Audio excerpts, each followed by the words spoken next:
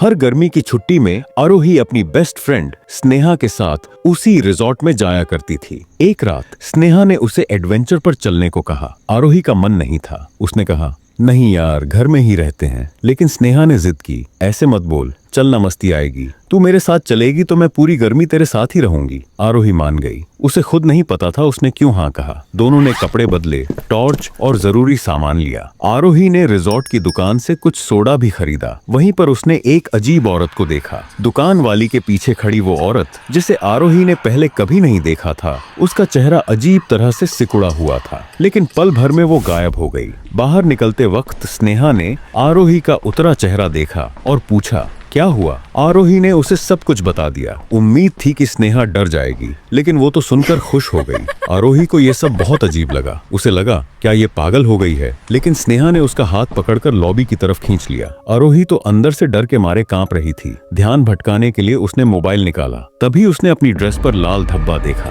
उसे लगा शायद बुफे में खाना खाते वक्त सॉस लग गया होगा। उसने झटका और ध्यान नहीं दिया। कुछ मिनट बाद लिफ्ट से एक डरावनी चीख सुनाई दी। आसपास कोई नहीं था। स्टाफ भी सो चुका था। शायद किसी और ने वो आवाज नहीं सुनी। आरोही को जिज्ञासा हुई। वो आगे बढ़ी। चीख अब जैसे कानों में गूंज रही थी। उसने एक अनजान कमरे का दरवाजा खोला।